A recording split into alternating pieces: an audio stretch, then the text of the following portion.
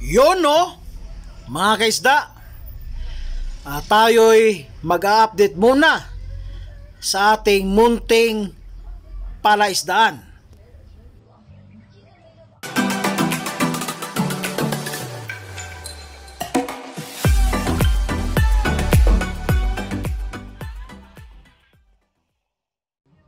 Good day mga kaisda, good day sa ating lahat. So, napakaganda ang sikat ng araw ngayon, mga kaisda. So, bago pa tayo magsimula, tayo ay magsha-shoutout muna sa ating mga bagong kaibigan at mga dating kaibigan na, 'di ba mga kaisda? So, shoutout to Eric Morales from Banner Aquatic. So, siguro magandang klase ang mga isda nito, mga isda. So, kung sino yung nakakilala kay Eric Morales from Banner Aquatic, puntahan nyo po ang kanyang farm, mga kaisda. Sigurado ako solido ang mga gapis nito. At shout out kay Baloy Gaps. So, shout out sa iyo, idol, Baloy Gaps. At kay Marcus Robert Arts. So, napakahirap yung pangalan, pero shout out pa rin sa iyo, idol.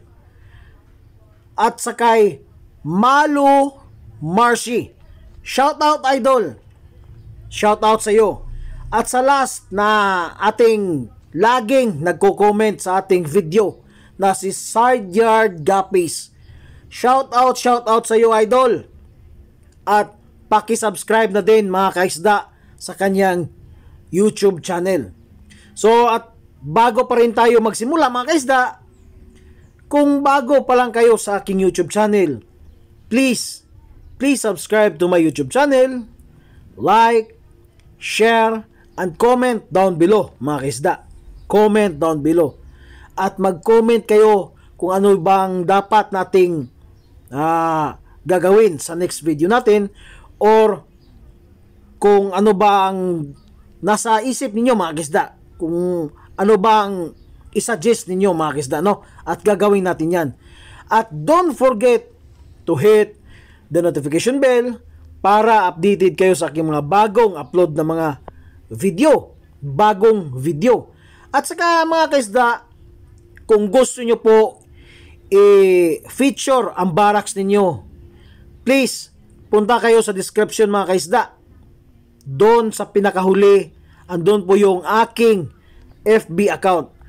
Pwede nyo kung i-direct PM, direct message or PM. Tapos, pwede kayo mag-send ng video sa akin, mga kaisda, with details na, mga kaisda, para maganda yung pagkagawa natin ng video. So, back to topic na tayo, mga kaisda, no? So, ang video natin ngayon, mga kaisda, ay mag-a-update lang po tayo sa ating mga dating fry na ngayon ay nagiging juby na. Ang bilis, mga kaisda, ang bilis nila lumaki. So, itong breeder muna natin ang ating ipapakita, no? Itong ating metal black lace. So, meron nga, dyan, fry, hindi na nakuha at hindi na rin kinuha ng aking anak dahil malaki na eh. So, ito yung fry ng ating ABT na napakahirap padamihin, mga kaisda, itong ABT na to. So, siguro 2 months na ata yan sa akin, 4 pa lang ang naiproduce niya. Unang fry niya ay 2 male. So, ito naman yung pangalawang drop, no? So, hindi natin kasi sobrang agresibo po ang ating EBT, mga kaisda. So, ito naman ang ating EFR, mga kaisda. So, sad to say, nung unang mga fry nito ay ubos lahat kasi sinagi ng aso. Ang dami pa naman nun, mga kaisda. Napakasayang, mga juby na sana, pero wala tayong magawa dahil ando na disgrasya na di ba mga kaisda? So merong mga fry din dyan at papakuha natin yan sa anak ko pag hindi na busy mga kaisda, no? So napakagandang klase yan ang ating EFR mga kaisda. Makikita nyo naman yan mga kaisda, no? Napakaganda at agresibo din sa mga fry. Pero merong nakasurvive dyan. Hindi na gaano kadami. Yan makikita nyo naman. Hindi na gaano kadami, at least merong natira. Medyo malaki na, hindi nila makain mga kaisda, di ba? So, yan lang po ang ating yan. Nag-iba yung kulay ng isang fry, no? So, tanggalin natin yan. Alam na kung anong dapat gawin nun, di ba mga kaisda? So, ito mga kaisda, ito yung aking original breeder ng HBB. So, pasensya na kayo dahil hindi masyadong nakikita yung ating HBB mga kaisda. Napakagandang klase po yan. So, yung mga fry niyan, yung jubi niyan, ay binibinta ko lang po ng 2 digit kada trayo, di ba? Napakamura na HBB mga kaisda. Half black blue. Napakamura lang po ang aking HBB. 2 digit, 1 trayo mga kaisda. Maraming fry din dyan mga kaisda. Pasensya na kayo sa ating pag-video dahil hindi natin masyado nakikita. So ito po ang ating ABT mga kaisda, no? So merong isang film dyan na buntis at inaabang-abangan natin na baka mag-drop. Kasi sayang lang din yung effort natin ay kakainin lang din nila yung fry, no? Napaka-agresibo po itong ABT natin mga kaisda, no? So napakasayang.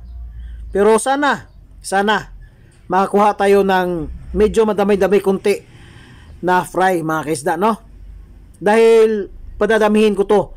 Material grade po ito mga kaisda. Material grade. Ang strain nito yung nauna ay nag-champion na po sa Gapi Show. So ito po ang ating yellow lace na fry. So hindi masyadong makikita, no? At yung sa kabila naman yung fry ng ating inbred na bottom sword, red tail snakeskin bottom sword, yung sa kabila. So abang-abangan natin yan mga kaisda. Malay natin baka mas maganda pa yung kinalalabasan, no?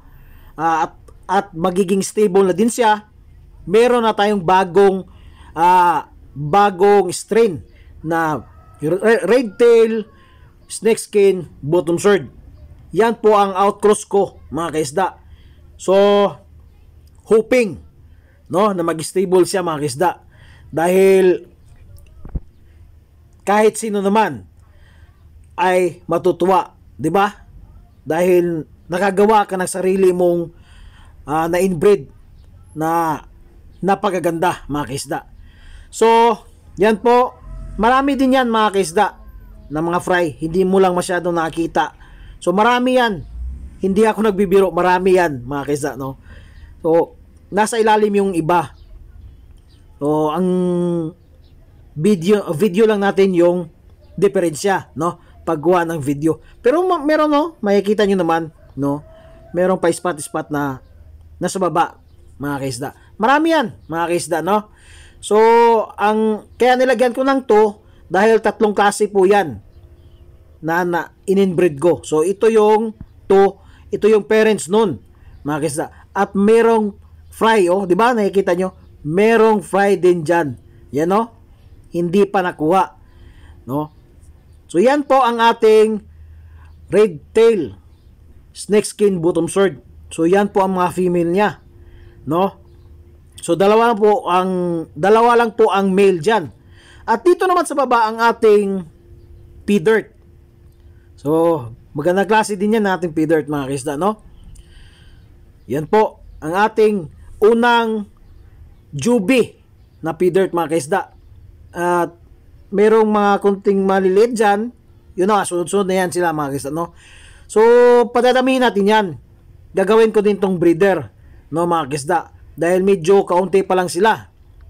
At dito naman ang ating albino. Pero magkakaling tayo dyan mga kaisda dahil maraming itim dyan. Maraming nagiging itim. Ewan ko kung bakit nagaganyan yung aking albino ngayon, no? Na-mix na siya, no?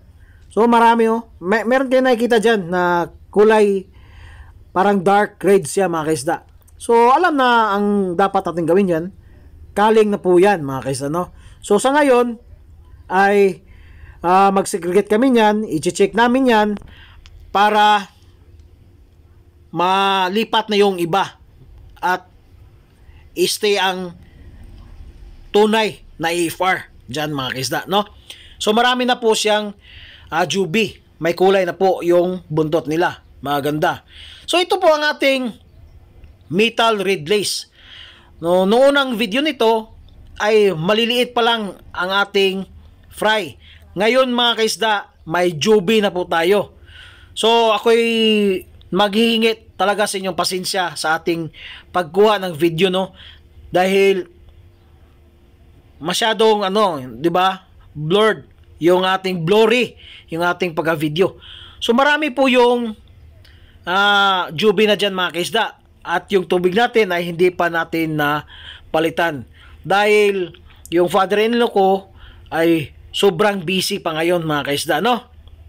So, yung father-in-law ko po ang tagapalit ng tubig. So, tinutulungan po nila ako, mga kaisda, dahil wala tayo dyan. Soon, pag makawi tayo, tayo na ang gagawa dyan, mga kaisda.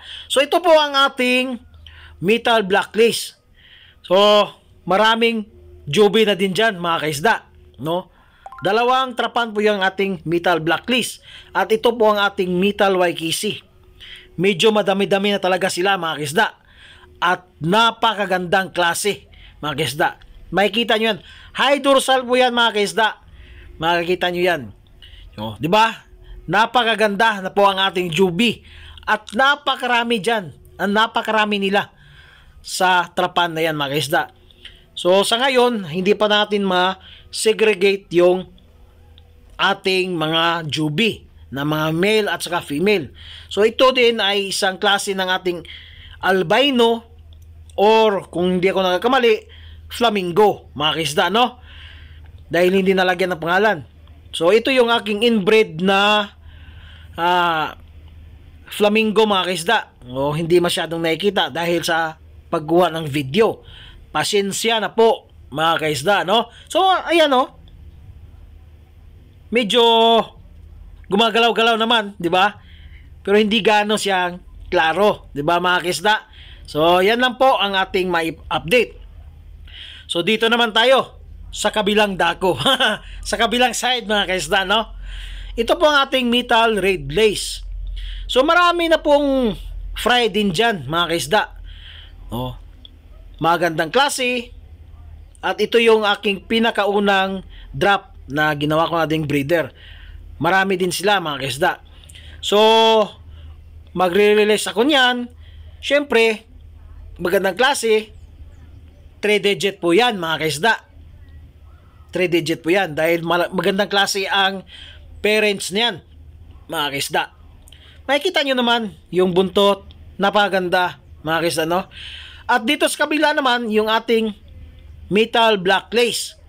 So, meron din akong kukunin dyan na mga male na hindi nagkukulay yung buntot nila.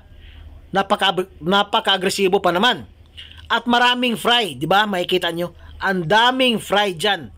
Hindi pa nakuha, mga kaisda. Yan.